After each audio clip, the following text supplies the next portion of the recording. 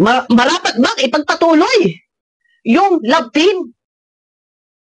Nalalalim yung samahan, yung pagtingin ng mga supporters. Kasi kung ipagpapatuloy, ang mga panatiko, sila yung nai-inlove. Sakal na sakal, hindi siya pwede magregalo sa mga Kalingap Angels. Bawal. Tapos, makita lang nandun magkasama, magkatabi, isayaw. Bawal. Sa pag-games, bawal. Nagsusubuan, bawal. Ano, kung ipagpapatuloy, lumalim na lumalim, yung pagtingin nila, ma-inlove sila sa Kalingap Dan and Midet. Sila yung higit na magsiselos dyan. Kawawa naman si Kalingap Dan pagka ganito, di remote.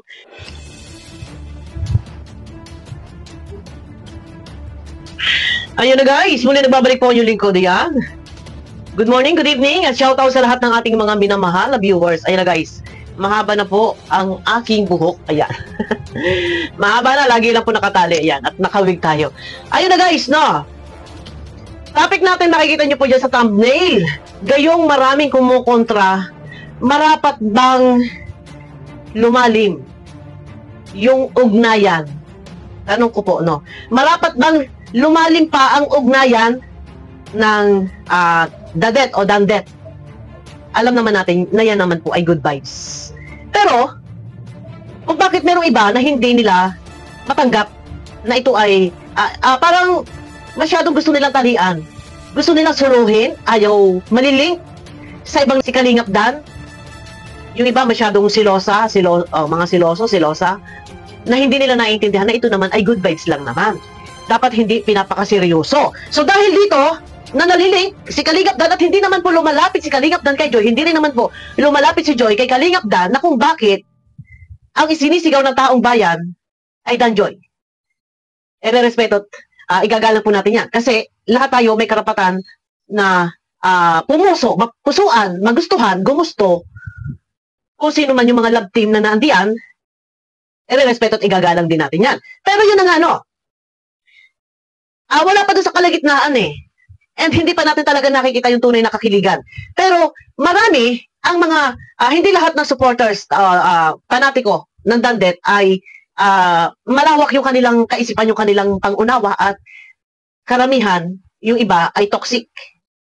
Medyo parang sabihin na nating makasarili ang gusto nila.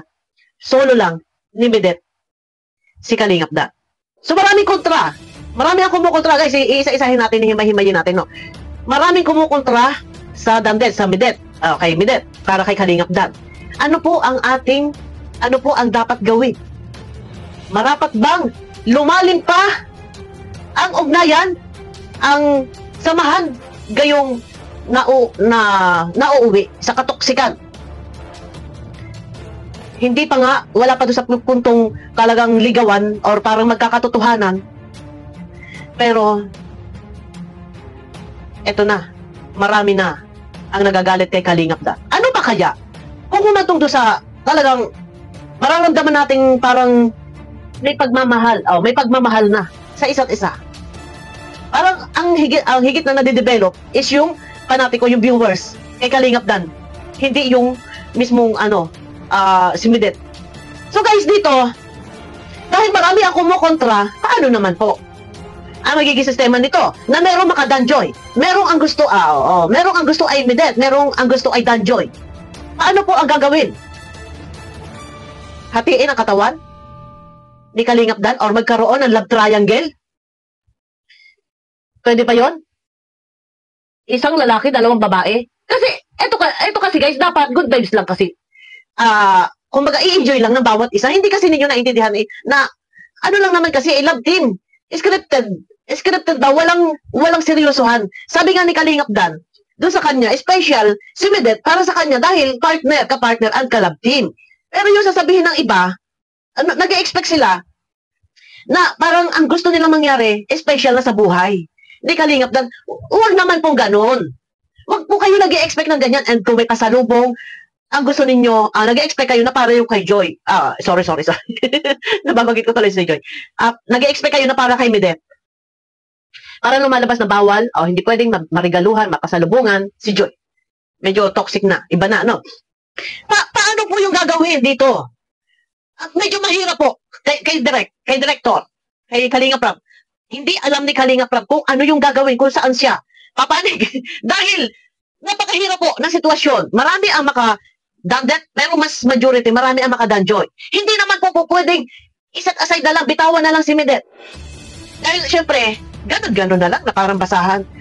Mas masakit kung sa sakit. Alam ko, nararamdaman ko, yung nararamdaman ng iba, sa part nila, talagang masakit po. Hindi kasi, ganun kadali. Guys, sana iintindihin po natin. Yung iba nag-request na ang gusto nila ay agad-agad ay danjoy.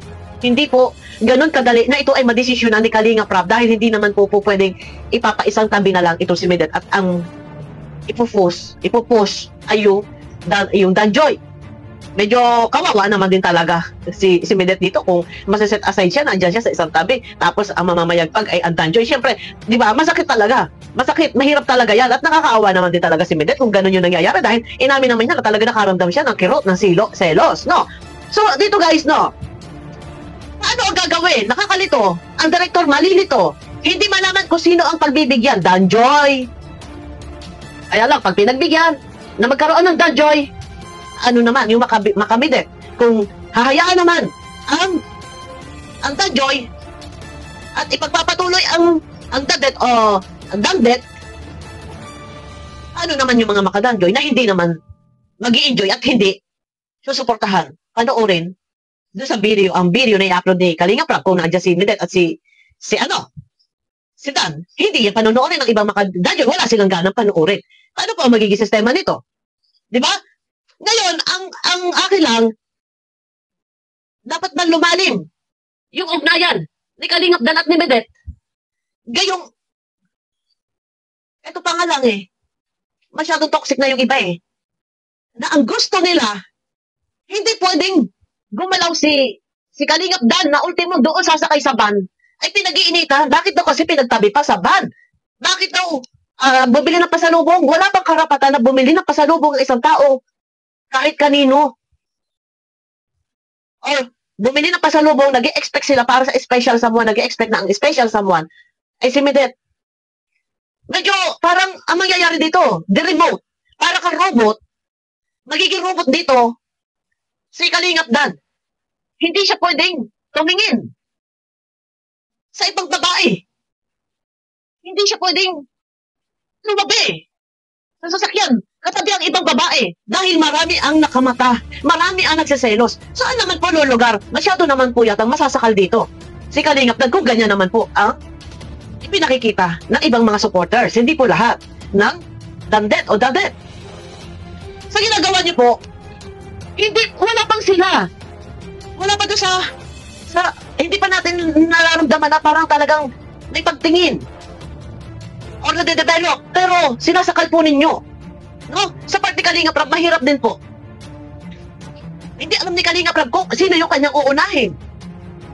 Pero sa programa po ni Kalinga Prab, kailangan po talaga, ito real talk po tayo. Sa programa ni Kalinga Prab, number 1, kailangan maka-views. Yung po yung hinahabol doon na magkaroon ng views. Dahil para sa programa yung kikitain sa beneficiary. Ay ang problema nga po, kung halimbawa man na ito pagbibigyan ni Kalinga Prab ang mga makadanjoy na itong dalawa ni Kalinga Dan at ni Joy ay magsama sa isang shooting, paano naman po ang magiging sistema nito? Ibabas naman po nila si Joy.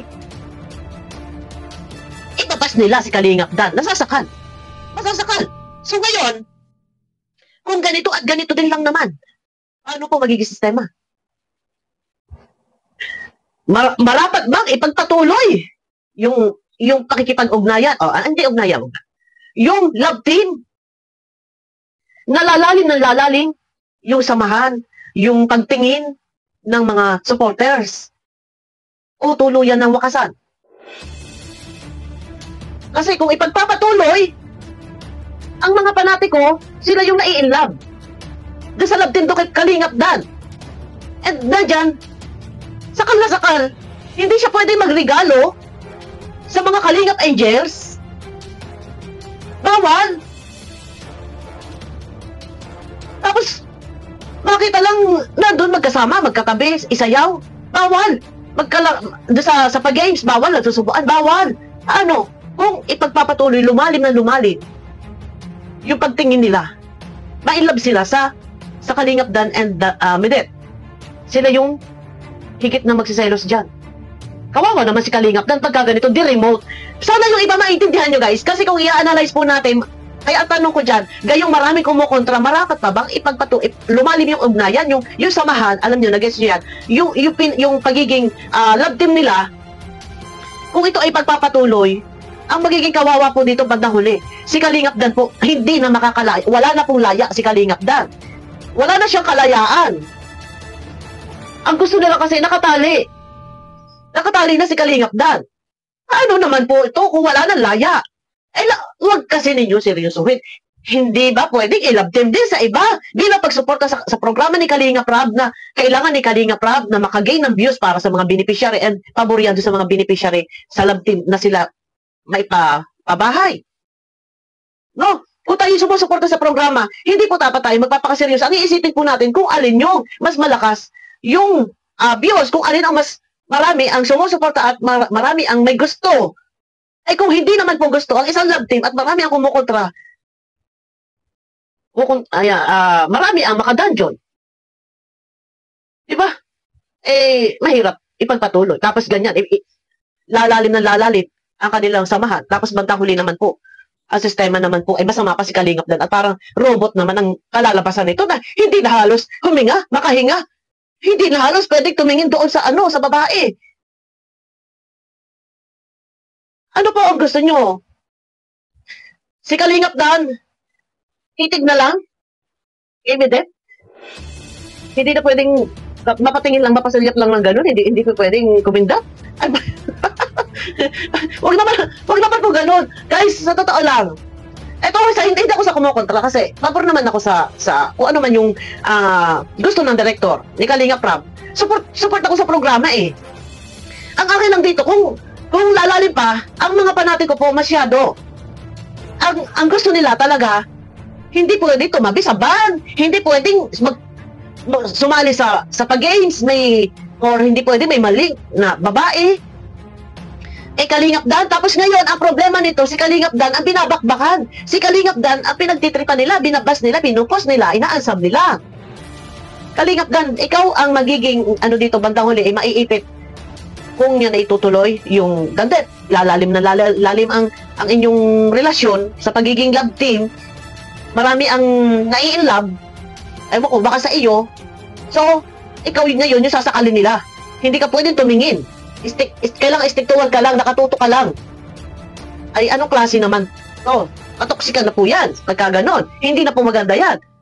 Hindi na po maganda yan. Yung ganyan sistema na, mas maganda.